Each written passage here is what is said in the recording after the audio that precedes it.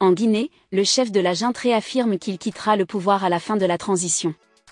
Le colonel Mamadi Doumbouya s'est engagé auprès des États ouest-africains à rendre le pouvoir aux civils au bout de 2 ans à compter du 1er janvier 2023.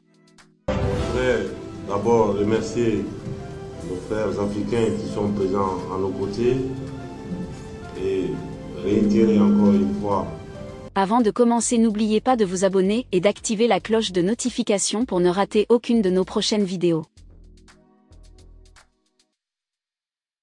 Le chef de la junte en Guinée, le colonel Mamadi Doumbouya, a réaffirmé qu'il quittera le pouvoir à l'issue de la transition fin 2024, lors du lancement de la rédaction de la nouvelle constitution, 1 an et demi après le coup d'État qui a renversé le président Alpha Condé. À nos concitoyens, l'importance de la Constitution.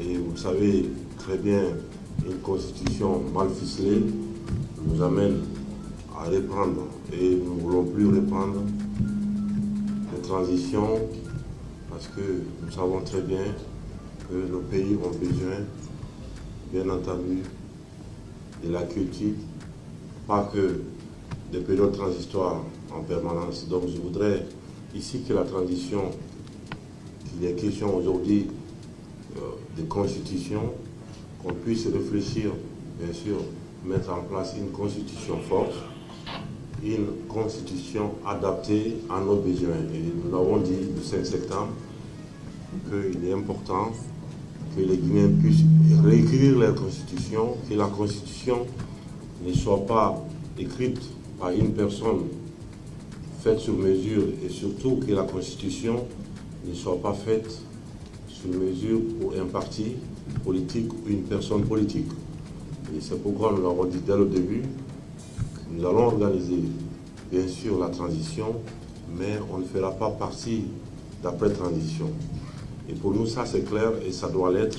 Et c'est pourquoi nous demandons ce matin ce symposium à ce que le mot ou les questions constitution puissent être mis à plat, réfléchis. C'est au peuple de Guinée, dans son entièreté, qui adoptera la Constitution par référendum. Et ça, pour nous, c'est clair. Et depuis le début, nous sommes là-dessus pour dire que cette fois-ci, nous allons faire les choses correctement. Nous allons faire une Constitution qui résistera au temps et qui pourra être utile à nos enfants. Et donc, pour moi, il est important de prendre en compte toutes les questions qui se posent et de trouver la solution adéquate, une solution qui pourra être une solution à la guinéenne, en prenant en compte la Guinée, elle est au singulier, mais au pluriel aussi. Il faut prendre en compte toutes les questions, parce que la Guinée, pour nous, ça commence de Yomou jusqu'à Boulbina, et ça veut dire que c'est pluriel. Il ne s'agit pas de prendre les constitutions d'à côté ou prendre la photocopie des constitutions pour réécrire une constitution. Il s'agit en tant que soldat, quand il y a des problèmes, de trouver la solution. La junte au pouvoir s'est engagée auprès des États ouest-africains à rendre le pouvoir aux civils au bout de 2 ans à compter du 1er janvier 2023. Le colonel Mamadi Doumbouya, qui a pris le pouvoir par la force le 5 septembre 2021, s'est fait investir président. Nous allons organiser bien sûr la transition, mais nous ne ferons pas partie de l'après-transition.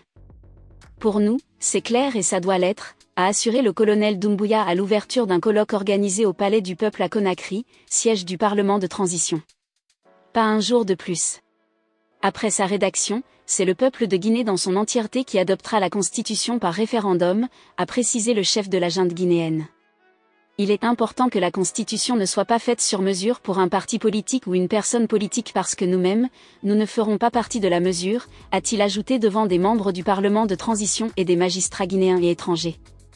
Le processus de rédaction de la nouvelle Constitution doit prendre fin avant la fin de l'année 2023, ont indiqué à l'AFP des magistrats. Le colonel Doumbouya a déjà assuré qu'il ne passera pas un jour de plus à l'issue des 24 mois de la transition.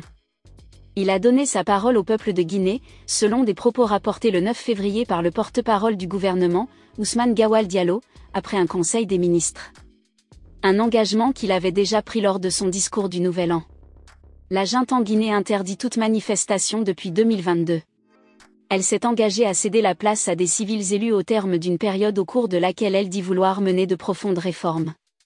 Les grands partis du pays refusent le dialogue avec elle.